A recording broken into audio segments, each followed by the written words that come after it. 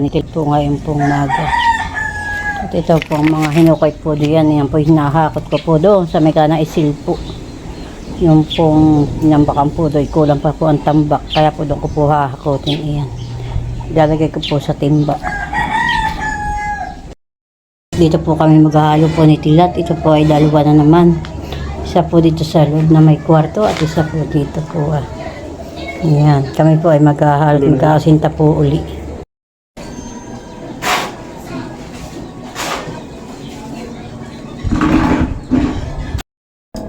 Yan po si Tilat po ay nagbabakal. Nagsisimula na po siya mag-asinta.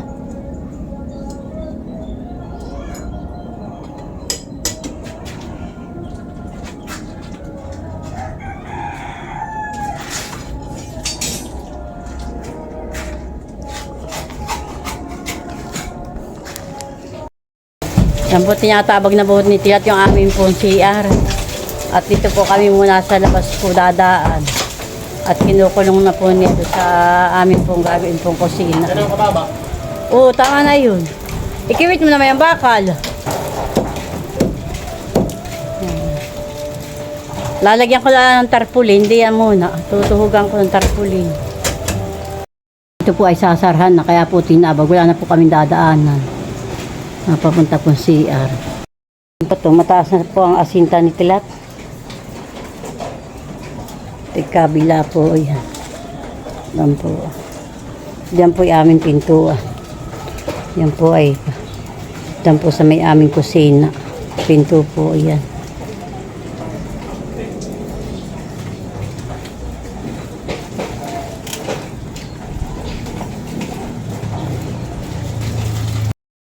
Ito po ay pandalwa na po naming halo ni Tilat po. Yan pa po.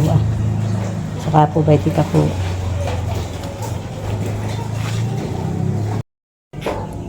Yan po tapos na po yung isang pader ni Tilat na asintahan. Bukas po na may ito po kapisang.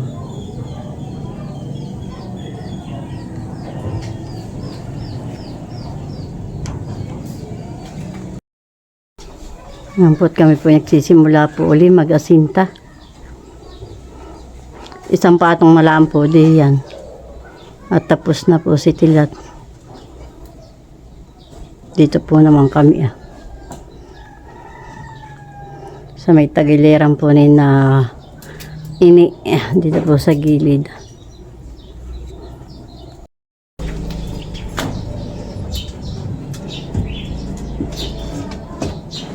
At po ay nagpuporma po ng bintana, naglalagay po ng bakal saka po kahoy. Doon po sa lalagyan po ng bintana.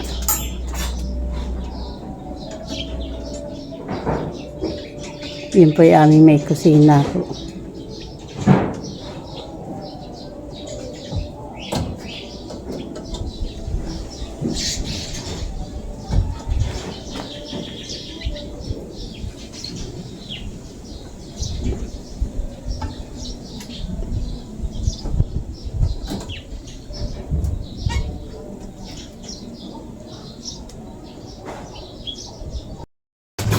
Yan po, tapos na po kami.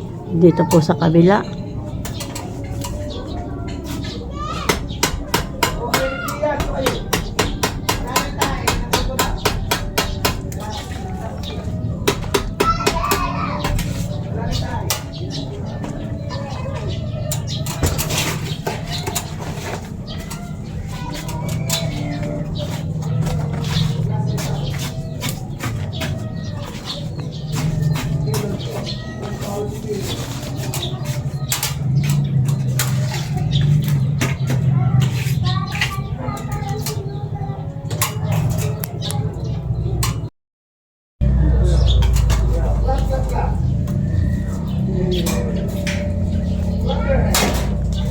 Kami po ay naglagay pa po dito ng pinto. Dito po sa may kusinang isa po.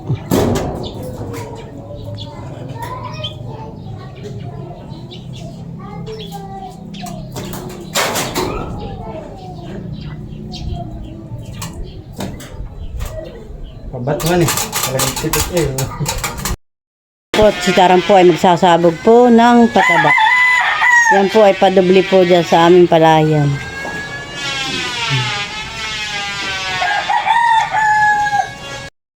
Ganda po yung bulaklak. Papadoblihan na po.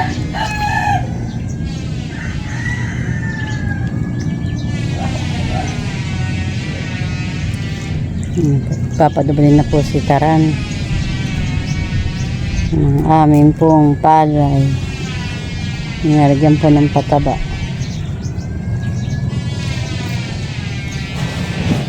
Dati po yung masama ang aming palay at kinuhol po. Ngayon po yung nagpapantay-pantay na po siya. Nasabugan na po ng pataba. Yan po yung pangalawa na po namin sabog.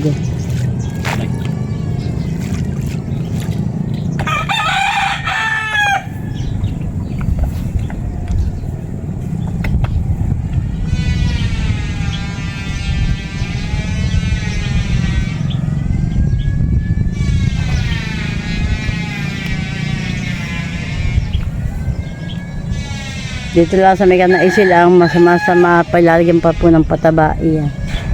Para po yung hinulipan at kinain po ng kuhol. Pero po banda diyan po ay maganda na po. Dito po lang sa may kalapit po ng naisil. Pag yun po nasabugan na ng ikalwa, yan po gaganda na rin po. Kakapal na po rin iyan. Yan po ikahuhulit. Kaya po ganun yan.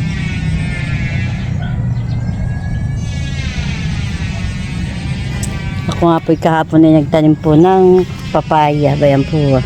Yan po ay 3 puno. 3 puno po. Yan sana po huwag na mamatay. At para pong mainit na po ngayon ang panahon. Super init po ngayon. Kami po ay magkakahay po ni Tilat naman. Si Tilat po ay nagkakahoy na.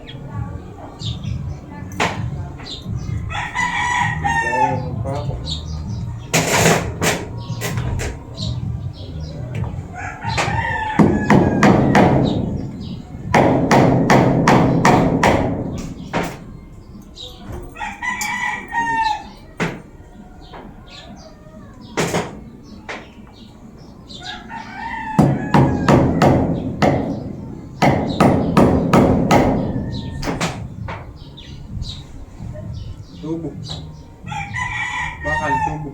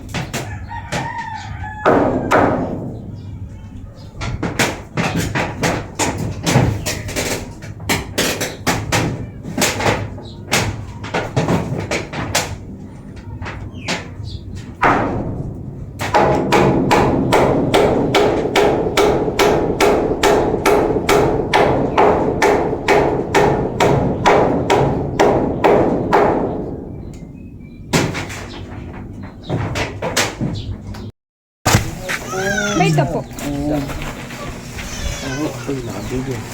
Kaya pipuntan pa ka na din ah. Pagkalawayo. Babayadan na po. Saan po itataktak? Diyan. Diyan sa gitna. Diyan sa gitna.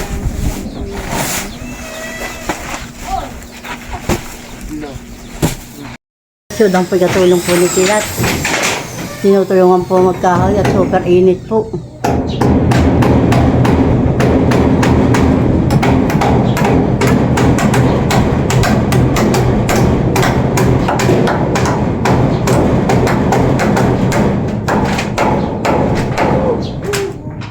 Kumapanukot ng pagkanito. Babarin na po si Udang. Tinutulungan po niya yung kuya. Si Udang po ay may hinalo po dito. Ito po 2 buhangin. At isa pong supot ng saminto. Ito po ay pampalitada po. Dito po sa kwarto. Siya po daw magpapalitada. Tutulungan po niya yung kuya.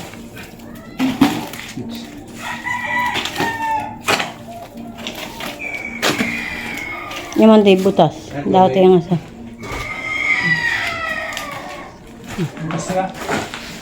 Dati yung asa ah. Itong may tangkay ah. Ang isa. Yan. Ang lagyan mo. Siya po ay magpapalitada. Yan po. Magpapalitada na.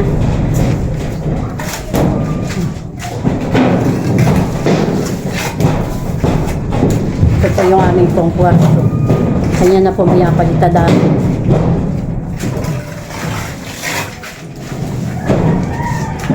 Ito po ay isang ihaplas na po. Papakinisin na lang po yan niya. Maya. At si Tilat po naman ay naroon po sa bubungan. Oh, may bubungan na po. Siya po ay nagbubungan.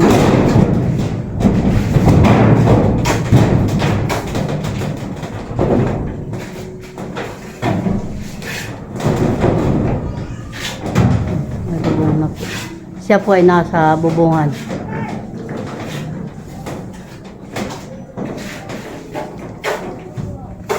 Dalawa na lang pong bubong. Ang kanya pong kakabit. Bili pong yero. Kanina po ni Naisil.